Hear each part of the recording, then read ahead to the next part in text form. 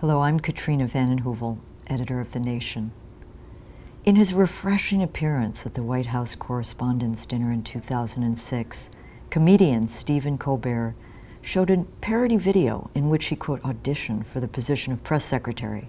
In it, he refuses to answer a question from White House correspondent Helen Thomas and spends the rest of the video trying to escape her dogged questioning. It was a brilliant turn, not only for its skewering of a Washington press corps that was asleep while President George W. Bush took us to war in Iraq, but for its implicit praise of the tenacious reporting of Thomas, who died last week at the age of 92. Born 2 weeks before women officially had the right to vote, Thomas broke glass ceiling after glass ceiling as a woman journalist. It wasn't because she saw being in the room as an end in itself.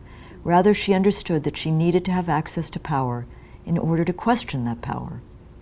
Her brand of fearless journalism and an almost pathological need for answers has inspired other intrepid reporters to follow in her stead. This, as we learned the hard way with the disastrous war in Iraq, is essential. After 9/11 and in the run-up to the war, national security fog enveloped Washington, and an obsequious press corps, with a few exceptions, behaved like stenographers to power and gave Bush a pass. Many in the media, afraid to raise objections for fear of appearing unpatriotic, dutifully enlisted in the administration's war. That dark period in our nation's journalistic history was a lesson that in a national security crisis, accountability journalism is the linchpin of a strong, functioning democracy.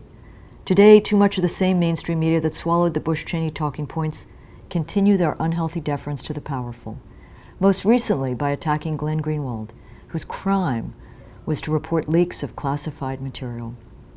But the need to challenge the prevailing orthodoxy, the narrow consensus of public debate, remains the same.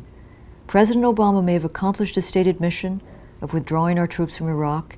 He may be winding down our presence in Afghanistan. But as Jeremy Scahill investigated in his best-selling book and documentary Dirty Wars, the government continues to wage covert wars. How can officials answer for their actions if they are not questioned? At a time when the very act of news gathering is under siege, it is more important than ever to remember Helen Thomas and what she stood for, that no matter who is in power, the principles of watchdog journalism are born of patriotism, and they are always worth fighting for.